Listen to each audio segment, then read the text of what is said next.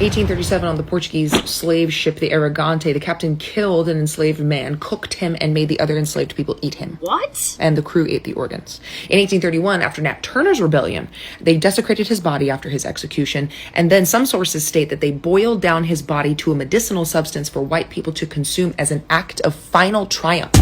Vincent Woodward has a whole book about the incidents of this happening, the consumption of black bodies, not just literally, but physically, intimately. It's well documented. And within that book, there's another slave owner, a Kentucky man, who butchers and cooks an enslaved person in front of other enslaved people as a form of psychological terror.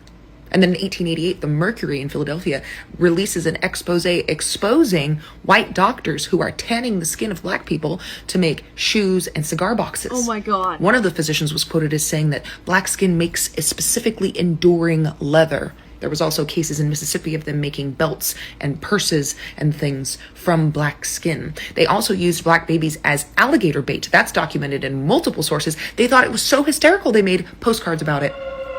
Would use them as bait to hunt alligators, or would just feed them to alligators.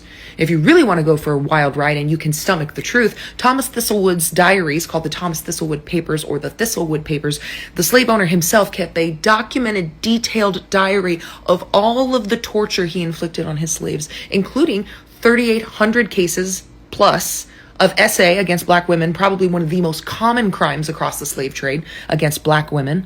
And he also invented what was called the Derby's dose, where he would flog a slave and then rub pickle juice or lime juice into their skin and then make another enslaved person defecate in their mouth.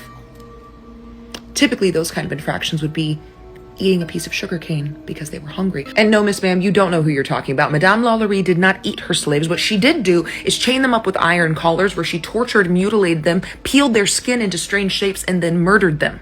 Just because you people are not educated enough to know what actually happened and you don't want to believe it because it makes you uncomfortable doesn't mean it didn't happen. And you wonder why I do what I do, to make sure that we never ever forget what these savages, these ungodly, demonic people have done to us for centuries. This is why. Look, if you want to learn more, man, all you got to do is text the word edible to 219-299-49. And please, don't argue with me.